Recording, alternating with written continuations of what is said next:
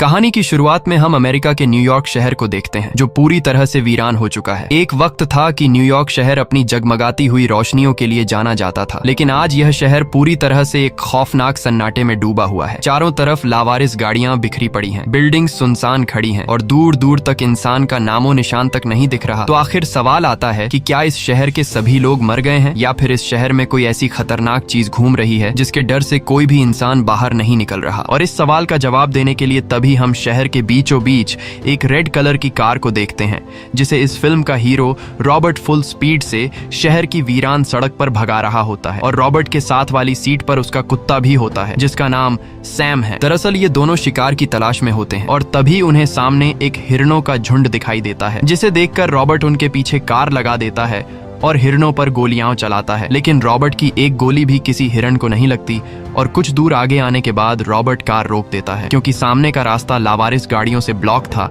और इसी चीज का फायदा उठाते हुए सभी हिरण भाग जाते हैं। लेकिन तभी रॉबर्ट को कुछ दूरी पर एक हिरण दिखाई देता है, जिसे देखकर रॉबर्ट चुपके से पीछे के रास्ते से जाकर उस हिरण के काफी करीब पहुंच जाता है और रॉबर्ट अपनी स्नाइपर गन से उस हिरण को मारने ही वाला होता है कि तभी एक शेर आकर उस हिरण पर हमला कर देता है। अब यहाँ रॉबर्ट बंदूक की नोक पर उस शेर से हिरण छीन तो सकता था, लेकिन तभी वहां पर एक फीमेल शेर अपने बच्चे के साथ आती है, जिसे देखकर रॉबर्ट को अपनी फैमिली की याद आ जाती है और फिर रॉबर्ट उस शेर पर गोली नहीं चलाता। इसी दौरान रॉबर्ट की घड़ी में अलार्म बजता है, जिसे सुनकर रॉबर्ट आसमान की तरफ देखता है और वो देखता है कि सूरज डूबने वाला है, यानी कि जल्दी ही अंधेरा हो जाएगा। और अंधेरे के डर से रॉबर्ट के चेहरे पर घबराहट साफ नजर आने लगती है, जैसे वो जानता हो कि यहाँ रात के अंधेरे में एक ऐसी चीज बाहर निकलती है जो बहुत ही ज्यादा खतरनाक है। अब यहाँ रॉबर्ट जल्दी से अपने कुत्ते के साथ गाड़ी में बैठकर घर की तरफ आने लगता है और घर पहुंचकर रॉबर्ट सबसे पहले अपने घर के दरवाजे के बाहर ब्लीच छिड़क देता है, ताकि वो खतरनाक चीज रॉबर्ट के स्मेल को सूंघते हुए उसके घर तक न पहुंच सके। अब अंधेरा होने से पहले रॉबर्ट जल्दी से अपने घर के सभी खिड़की दरवाजे बंद कर देता है और घर की सभी लाइट्स को बंद करके पूरे घर में अंधेरा कर देता है। जिसके बाद रॉबर्ट अपने कुत्ते के साथ चुपचाप बिना आवाज निकाले बाथ टब में सो जाता है और तभी घर के बाहर से काफी अजीब सी डरावनी आवाजें आने लगती हैं, जिसे सुनकर रॉबर्ट डर के मारे अपने मुंह पर हाथ रख देता है। तो आखिर वो क्या चीज है जिससे रॉबर्ट इतना ज्यादा डरा हुआ है और बाहर पूरा शहर वीरान हो गया है? दरअसल यहाँ जैसे ही रात का अंधेरा छा जाता है, तब बाहर की दुनिया इंसानों के रहने के लायक नहीं बचती, क्योंकि चारों तरफ खतरनाक ज़ॉम्बीज पूरे शहर में फैल जाते हैं और ये ज़ॉम्बी इंसानों को देखते ही मार डालते हैं। दरअसल इन ज़ॉम्बीज की शुरुआत आज से 3 साल पहले हुई, जहां इंसानों ने कैंसर की बीमारी के लिए एक ऐसा वायरस तैयार किया जिससे कैंसर की बीमारी तो ठीक नहीं हो पाई, लेकिन इस वायरस से इंसान इन्फेक्टेड होकर ज़ॉम्बीज में बदलने लगे और ये वायरस इतनी तेजी से फैलने लगा कि कुछ ही महीनों में इस वायरस ने दुनिया के 90% लोगों को इन्फेक्टेड कर दिया और वायरस से इन्फेक्टेड लोगों को डार्क सीकर्स कहा जाने लगा। और अब बस कुछ ही बचे कुचे लोग रॉबर्ट की तरह छुपकर जिंदगी गुजार रहे हैं। इन इन्फेक्टेड लोगों को डार्क सीकर्स इसलिए कहा जाता है क्योंकि यह डार्क सीकर्स सिर्फ रात में निकलते हैं। अगर यह लोग दिन में निकलें तो इनकी स्किन बहुत ज्यादा सेंसिटिव होने की वजह से धूप में जल जाएगी, इसलिए यह डार्क सीकर्स रात में निकलकर इंसानों को तलाश करते हैं। साथ ही इन डार्क सीकर्स की सूंघने की शक्ति बहुत ज्यादा तेज है, इसीलिए हर रोज रॉबर्ट अपने घर के दरवाजे के पास ब्लीच छिड़कता है। वहीं अगली सुबह रॉबर्ट की नींद से आंख खुलती है और नींद से जागने के बाद रॉबर्ट सबसे पहले एक्सरसाइज करता है। इसके बाद रॉबर्ट अपने घर के बेसमेंट में बनी लैब में जाता है, जहां हमें पता चलता है कि रॉबर्ट एक साइंटिस्ट है और उसने पिंजरों में कई सारे चूहों को बंद किया है, जिस पर रॉबर्ट एक्सपेरिमेंट कर रहा है। दरअसल आज से 3 साल पहले वायरस फैलने की वजह से रॉबर्ट की वाइफ और उसकी बेटी मारी गई थी और रॉबर्ट की फैमिली के मरने के बाद अब रॉबर्ट की जिंदगी का सिर्फ एक ही मकसद है और उसका मकसद है वायरस से इन्फेक्टेड लोगों का इलाज ढूंढना, ताकि वो डार्क सीकर्स का इलाज करके उन्हें वापस नॉर्मल इंसान बना सके। जिसके लिए रॉबर्ट ने कई एंटीडोट्स चूहों पर एक्सपेरिमेंट के तौर पर इस्तेमाल किए, लेकिन रॉबर्ट अभी तक एक परफेक्ट एंटीडोट बनाने में कामयाब नहीं हो सका। और आज जब रॉबर्ट इन्फेक्टेड चूहों को देखने आता है जिन्हें रॉबर्ट ने दवाई दी होती है, तो रॉबर्ट चूहों को देखकर बहुत ही मायूस हो जाता है, क्योंकि चूहों पर उसकी दवाई ने असर नहीं किया था और चूहे पहले की तरह बहुत ज्यादा एग्रेसिव थे। लेकिन तभी रॉबर्ट की जब आखिरी पिंजरे में बंद चूहे पर नजर पड़ती है तो वो हैरान रह जाता है, क्योंकि वो चूहा बाकी चूहों से बिल्कुल अलग और शांत था, जिसका मतलब कि वो चूहा ठीक हो रहा था और उस पर दवाई असर कर रही थी। ये देखकर रॉबर्ट खुश हो जाता है और उसे एक उम्मीद मिल जाती है। अब यहाँ रॉबर्ट उस दवाई का नंबर नोट कर लेता है जो दवाई रॉबर्ट ने इस चूहे को दी थी। और अब पिछले कई महीनों की मेहनत के बाद रॉबर्ट ने एक परफेक्ट दवाई तैयार कर ली थी। लेकिन अब इस दवाई को रॉबर्ट को एक ज़ॉम्बी पर टेस्ट करना होगा, जिसके लिए रॉबर्ट को एक जिंदा ज़ॉम्बी को पकड़ना होगा, जो कि यह काम बहुत ही मुश्किल था। इसके बाद रॉबर्ट अपने डेली रूटीन की तरह सैम के साथ घर से बाहर निकल आता है और गाड़ी में बैठकर पास के एक स्टोर के पास गाड़ी रोकता है, जहां उसने खुद ही सिक्योरिटी गार्ड के तौर पर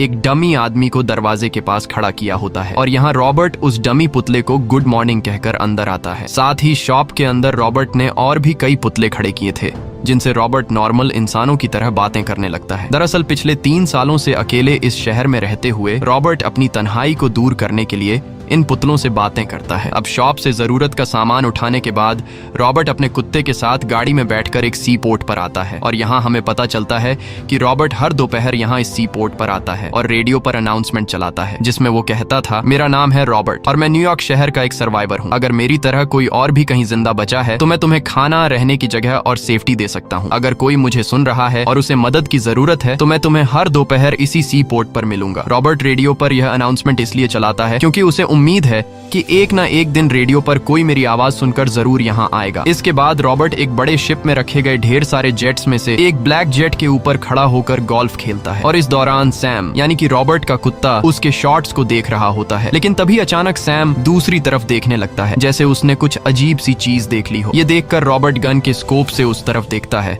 और वहाँ उसे एक हिरन दिखाई देता है। अब रॉबर्ट भी हर रोज सब्जी खाकर बोर हो गया होता है, इसलिए रॉबर्ट सैम के साथ उस हिरन का पीछा करने लगता है। लेकिन जैसे ही यह दोनों उस हिरन के करीब पहुंचते हैं तो वो हिरन इन्हें देख लेता है और इन्हें देखते ही वो हिरन भागने लगता है। तब यह दोनों भी हिरन का पीछा करने लगते हैं, लेकिन हिरन भागता हुआ एक बिल्डिंग के अंदर चला जाता है, जहां अंदर काला अंधेरा होता है। और यहाँ सैम भी उस हिरन के पीछे बिल्डिंग के अंदर चला जाता है। ये देखकर रॉबर्ट परेशान हो गया, क्योंकि दिन के वक्त ऐसी अंधेरी जगहों में डार्क सीकर्स हो सकते थे। और अब सैम को वापस लाने के लिए रॉबर्ट न चाहते हुए डरा सहमा बिल्डिंग के अंदर चला जाता है। अंदर एकदम काला अंधेरा होता है, इसलिए रॉबर्ट अपने राइफल की टॉर्च ऑन कर देता है, जिसके बाद वो सैम को ढूंढने लगता है। और यहाँ अंदर रॉबर्ट को काफी अजीब सी आवाजें सुनाई देने लगती हैं। लेकिन रॉबर्ट जैसे तैसे हिम्मत जुटाकर सैम को ढूंढने लगता है। और कुछ दूर आगे जाने के बाद उसे सामने एक मरे हुए जानवर का मुंह दिखाई देता है, जिसे देखकर रॉबर्ट मायूस हो जाता है, क्योंकि उसे लगा कि सैम मारा जा चुका है। लेकिन जैसे ही वो कुछ और आगे बढ़ता है तो यहाँ रॉबर्ट को पता चलता है कि ये सैम नहीं बल्कि वो हिरन है जिसका हम पीछा कर रहे थे। अब यहाँ रॉबर्ट फिर से सैम को ढूंढने लगता है और जैसे ही वह सामने की तरफ टॉर्च ऑन करता है तो सामने का नजारा देखकर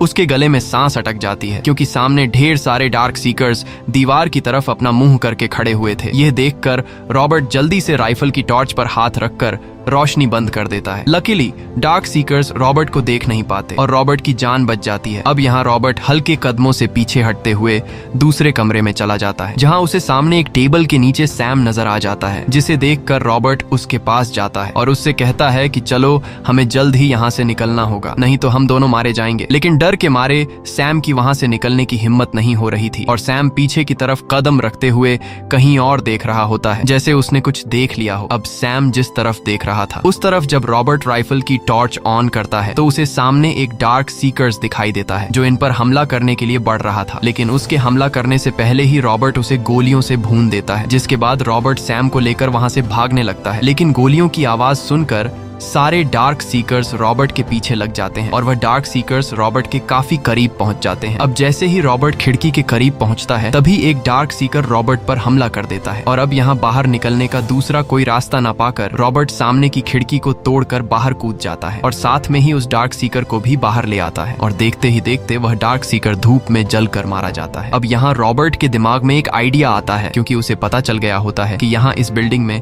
और भी कई सारे डार्क सीकर्स छिपे हुए हैं और रॉबर्ट को अपनी बनाई हुई दवाई को डार्क सीकर पर एक्सपेरिमेंट करने के लिए एक जिंदा डार्क सीकर की जरूरत थी। इसलिए रॉबर्ट यहाँ से जाने के बजाय बिल्डिंग के अंदर मौजूद डार्क सीकर्स के लिए जाल बिछाने लगता है और वो बिल्डिंग के दरवाजे के पास एक फंदा लगाकर रस्सी को एक ट्रक के साथ बांध लेता है। साथ ही रॉबर्ट कुछ देर पहले खिड़की से गिरे हुए डार्क सीकर की बॉडी को भी वहीं फंदे के पास रख देता है। इसके बाद रॉबर्ट अपनी बॉडी से खून निकालकर उस खून के सैंपल को फंदे में रखकर तोड़ देता है, ताकि जैसे ही कोई डार्क सीकर खून सूंघते हुए जाल के पास आए तो वो डार्क सीकर इस जाल में फंस जाए। और होता भी ऐसा ही है। तभी एक डार्क सीकर काले कपड़े में लिपट कर उस ट्रैप में फंस फंस जाता है। अब ज़ॉम्बी को फंसा हुआ देखकर रॉबर्ट काफी खुश हो जाता है, लेकिन तभी बिल्डिंग के अंदर से एक दूसरा डार्क सीकर बाहर निकलता है और वो रॉबर्ट पर जोर से चिल्लाने लगता है, लेकिन धूप में उसकी स्किन जलने की वजह से वो अपने साथी को बचा नहीं पाता और वापस बिल्डिंग में जाने लगता है। लेकिन वापस जाते हुए डार्क सीकर रॉबर्ट को काफी गुस्से से देख रहा होता है और यहाँ हमें पता चलता है कि यह डार्क सीकर बाकी ज़ॉम्बीज का लीडर है। अब यहाँ रॉबर्ट को भी समझ नहीं आता कि यह डार्क सीकर इतना ज्यादा गुस्सा क्यों हुआ, लेकिन जब वो जाल में फंसे हुए डार्क सीकर को बेहोश करके अपने घर लेकर आता है तो यहाँ रॉबर्ट को पता चलता है कि यह एक फीमेल डार्क सीकर है जिसकी बॉडी पर एक तितली का निशान बना हुआ है। और यह सब देखकर रॉबर्ट समझ जाता है कि वो डार्क सीकर्स का लीडर इसलिए इतना ज्यादा गुस्से में था क्योंकि यह फीमेल डार्क सीकर उसकी वाइफ है। अब यहाँ रॉबर्ट जिस दवाई से चूहा नॉर्मल हो गया था उस दवाई को इस फीमेल डार्क सीकर की बॉडी में इंजेक्ट कर देता है, लेकिन काफी देर तक इंतजार करने के बाद भी उस दवाई ने इस डार्क सीकर पर असर नहीं किया। यह देखकर रॉबर्ट बहुत ज्यादा मायूस हो जाता है और अगली सुबह रॉबर्ट एक बार फिर एक नई उम्मीद के साथ घर से बाहर निकल जाता है और दोपहर होते ही वह सी पोर्ट पर पहुंच जाता है जहां से वह हर रोज रेडियो पर अनाउंसमेंट चलाया करता था। लेकिन पिछले 3 सालों की तरह आज भी कोई इंसान सी पोर्ट पर नहीं आया और फिर रॉबर्ट अपनी गाड़ी में बैठकर घर की तरफ निकल पड़ता है। लेकिन जैसे ही वह सुपर स्टोर के करीब पहुंचता है तो वो गाड़ी से देखता है कि जिस पुतले को मैंने स्टोर के दरवाजे पर खड़ा किया था वो पुतला किसी ने सड़क के बीचों बीच रख दिया है। यह देखकर रॉबर्ट पूरी तरह से चौंक जाता है और उसे कुछ समझ नहीं आ रहा होता कि यह सब किसने किया। दरअसल पिछले 3 सालों से अकेले रहने की वजह से रॉबर्ट की दिमागी हालत भी अब थोड़ी सी बिगड़ गई थी, इसलिए वो गुस्से से पुतले पर चिल्लाने लगता है कि तुम बाहर क्यों आए, तुम्हें तो अंदर होना चाहिए था। जिसके बाद रॉबर्ट उस पुतले पर गोलियां चलाकर उसे नीचे गिरा देता है और उस पुतले से पानी निकलने लगता है। अब यहाँ रॉबर्ट जब उस पुतले को देखने के लिए उसके करीब जाता है तो रॉबर्ट को पता नहीं होता कि असल में यह उसके लिए बिछाया हुआ एक जाल है और जैसे ही रॉबर्ट पानी के नीचे लगे ट्रैप पर पांव रखता है तभी एक जाल रॉबर्ट के पैरों को जकड़ लेता है। अब जब रॉबर्ट नीचे गिर रहा होता है तभी उसका सिर नीचे जोर से जमीन के साथ लगता है जिससे रॉबर्ट बेहोश हो जाता है और रॉबर्ट रस्सी से ऊपर लटक जाता है। यहाँ हम देखते हैं कि रॉबर्ट ने जिस तरह से उस फीमेल डार्क सीकर को जाल में फंसाया था ठीक उसी तरह रॉबर्ट भी जाल में लटक जाता है। अब यहाँ रॉबर्ट को लटके हुए शाम होने लगती है और तभी रात का अंधेरा होने से पहले रॉबर्ट की घड़ी में तेज अलार्म बजने लगता है जिसे सुनकर रॉबर्ट होश में आ जाता है और रॉबर्ट देखता है कि सूरज ढलने वाला है और अगर सूरज डूब गया तो वो डार्क सीकर्स रॉबर्ट को नोच नोच कर खा लेंगे। इसलिए रॉबर्ट जल्दी से अपनी जेब से चाकू निकालता है और जैसे तैसे करके उस रस्सी को काट लेता है जिससे वह लटका हुआ था, लेकिन नीचे गिरते हुए उसका अपना ही चाकू उसके पैर में घुस जाता है जिससे रॉबर्ट दर्द से चिल्ला उठता है। अब यहाँ रॉबर्ट का कुत्ता सैम सामने की बिल्डिंग की तरफ तेजी से भौंकने लगता है। यह देखकर रॉबर्ट समझ जाता है कि सामने टूटी हुई बिल्डिंग में डार्क सीकर्स अंधेरा होने का इंतजार कर रहे हैं। अब यहाँ रॉबर्ट हिम्मत जुटाकर घिसटते हुए पीछे अपने कार की तरफ जाने लगता है और तभी सामने की बिल्डिंग से डार्क सीकर्स का लीडर अपने 3 कुत्तों को रॉबर्ट के पीछे छोड़ देता है और ये 3 कुत्ते भी इन्फेक्टेड थे। अब यहाँ 3 कुत्ते रॉबर्ट को खाना तो चाहते थे लेकिन सड़क पर अभी भी सूरज की किरणें होने की वजह से वह आगे नहीं बढ़ पाते क्योंकि सूरज की रोशनी उन कुत्तों की स्किन को जला रही थी और जैसे ही सूरज पूरी तरह से ढल जाता है तो वह कुत्ते दौड़ते हुए सैम और रॉबर्ट पर हमला कर देते हैं। लेकिन यहाँ रॉबर्ट जल्दी से अपनी बंदूक निकालकर एक कुत्ते को मार डालता है, वहीं सैम भी दूसरे कुत्ते को खत्म कर देता है। लेकिन तभी आखिरी बचा हुआ कुत्ता रॉबर्ट पर हमला कर देता है और जैसे ही वो कुत्ता रॉबर्ट को काटने वाला होता है तभी सैम आकर उस इन्फेक्टेड कुत्ते पर हमला करके रॉबर्ट की जान बचा लेता है और यहाँ रॉबर्ट मौके का फायदा उठाते हुए उस कुत्ते को शूट करके मार देता है। अब यहाँ रॉबर्ट जब सैम को देखने जाता है तो वो देखता है कि सैम बुरी तरह से घायल है और सैम को भी इन्फेक्टेड कुत्तों ने काट लिया है। इसके बाद रॉबर्ट सैम को अपने घर ले आता है और सैम को दवाई का इंजेक्शन दे देता है और फिर रॉबर्ट सैम को एक बच्चे की तरह गोद में लेकर उसके ठीक होने का इंतजार करता है। लेकिन देखते ही देखते सैम बहुत ज्यादा एग्रेसिव हो जाता है और जब रॉबर्ट सैम की आंख देखता है तो रॉबर्ट को पता चल जाता है कि अब जल्द ही सैम पूरी तरह से ज़ॉम्बी में बदलने वाला है और अब रॉबर्ट को सैम को मारना होगा। लेकिन रॉबर्ट सैम को नहीं मारना चाहता था क्योंकि सैम ने अपनी जान पर खेलकर रॉबर्ट को उन इन्फेक्टेड कुत्तों से बचा लिया था। लेकिन रॉबर्ट इस बात को समझ जाता है कि अगर मैंने सैम को नहीं मारा तो सैम जल्द ही पूरी तरह से ज़ॉम्बी में बदलकर मुझे मार डालेगा। इसलिए अब न चाहते हुए रॉबर्ट सैम के मुंह को अपने हाथों से दबाकर उसे मार डालता है। अब यहाँ रॉबर्ट पूरी तरह से टूट जाता है क्योंकि सैम को उसने बचपन से पाला था और इस शहर में सैम के अलावा उसका और कोई नहीं था और अब रॉबर्ट पूरी तरह से अकेला हो चुका था। अगले दिन रॉबर्ट जब अपनी गाड़ी में निकलता है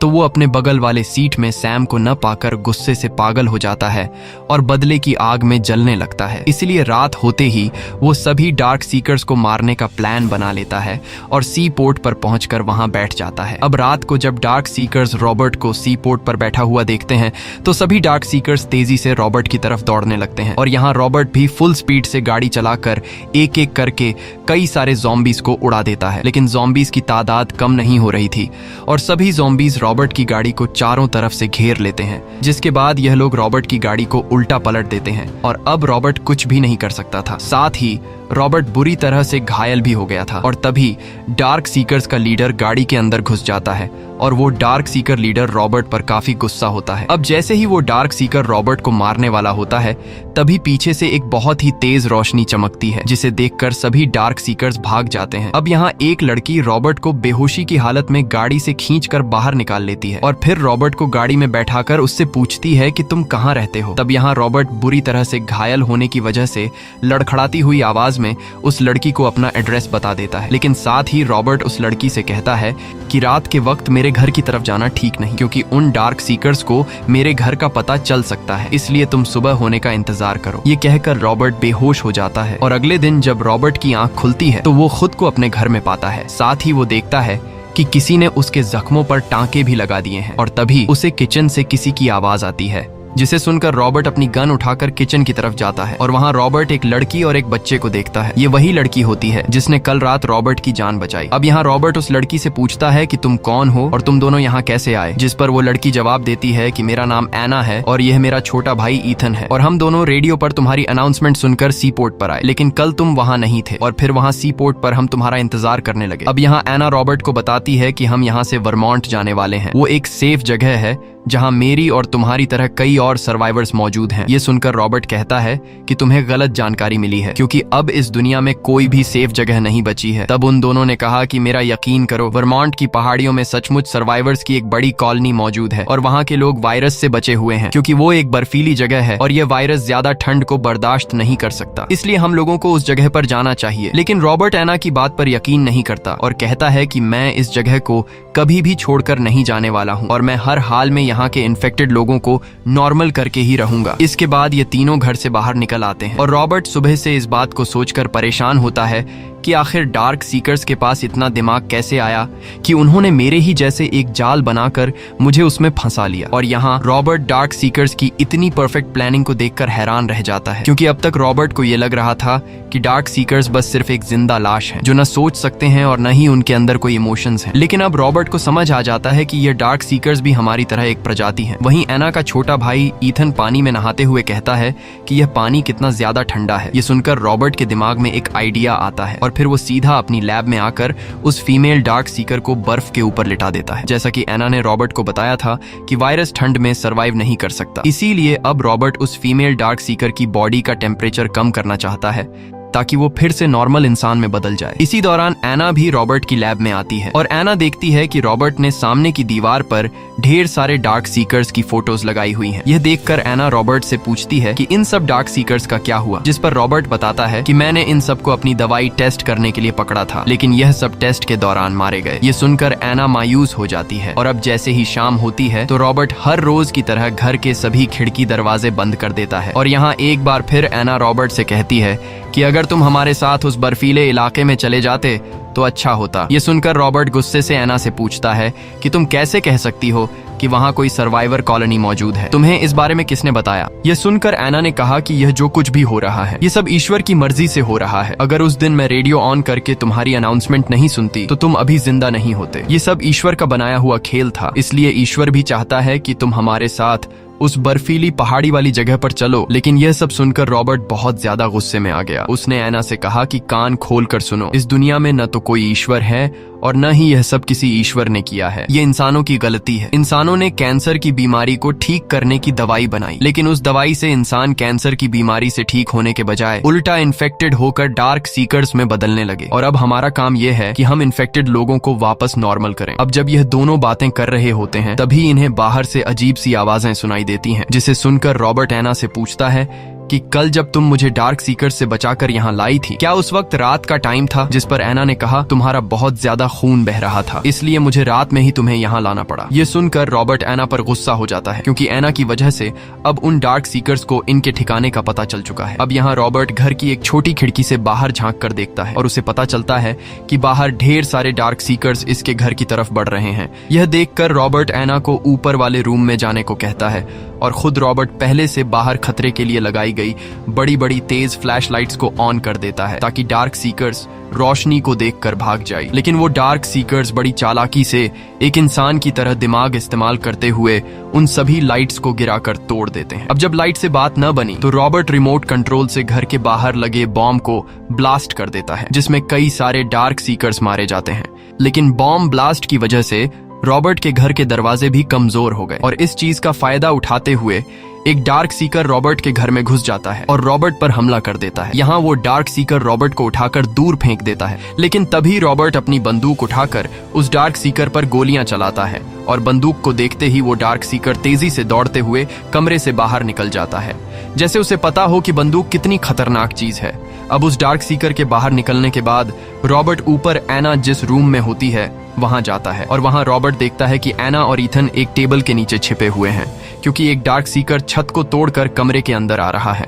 अब यहाँ रॉबर्ट एना को बिल्कुल चुपचाप रहने को कहता है, पर तभी वो डार्क सीकर एना की आहट की आवाज सुन लेता है। अब जैसे ही वो डार्क सीकर एना को मारने के लिए जमीन पर आता है, तब रॉबर्ट उसे गोलियों से भूनकर मार देता है और तभी रॉबर्ट को फिर से बाहर से तेज चिल्लाने की आवाज सुनाई देती है। अब जब रॉबर्ट दरवाजे के एक छोटे से सुराख से बाहर देखता है तो बाहर उसे ढेर सारे और डार्क सीकर्स दिखाई देते हैं। साथ ही रॉबर्ट को डार्क सीकर्स का लीडर भी नजर आता है, जिसकी वाइफ को रॉबर्ट ने बेसमेंट में एक्सपेरिमेंट के लिए कैद रखा है। और यहाँ डार्क सीकर का लीडर जोर से चिल्लाकर सभी डार्क सीकर्स को हमला करने का ऑर्डर देता है। अब डार्क सीकर्स की इतनी बड़ी तादाद को अपने घर की तरफ आता हुआ देखकर रॉबर्ट जल्दी से एना को अपने साथ बेसमेंट में बने लैब में ले जाता है और बेसमेंट में पहुंचते ही रॉबर्ट कुछ ऐसा देखता है जिससे वो पूरी तरह से शॉक हो जाता है। यहाँ रॉबर्ट देखता है कि उसका एक्सपेरिमेंट कामयाब हो गया है, क्योंकि सच में उस फीमेल डार्क सीकर की बॉडी को बर्फ के ऊपर रखने की वजह से उसकी बॉडी से वायरस का असर खत्म होने लगा था और अब वो फीमेल डार्क सीकर ठीक होने लगी थी। लेकिन तभी बेसमेंट के अंदर सारे डार्क सीकर्स घुस आते हैं। ये देखकर रॉबर्ट जल्दी से अपने चेंबर के शीशे का दरवाजा बंद कर देता है, लेकिन वो डार्क सीकर्स रुकने का नाम ही नहीं ले रहे थे और वो चेंबर के शीशे को टक्कर मार मार कर तोड़ने की कोशिश करते हैं। ये देखकर रॉबर्ट डार्क सीकर्स को समझाने की कोशिश करता है और उनसे कहता है कि मैंने वायरस का इलाज ढूंढ लिया है, मेरे पास वैक्सीन है जिससे मैं तुम लोगों को वापस नॉर्मल इंसान में बदल सकता हूँ। लेकिन वो डार्क सीकर्स रॉबर्ट की कोई बात नहीं सुनते और सामने लगे शीशे को तोड़ने की कोशिश करते हैं। अब तभी वहाँ पर डार्क सीकर्स का लीडर आता है और वो बाकी डार्क सीकर्स को साइड पर करके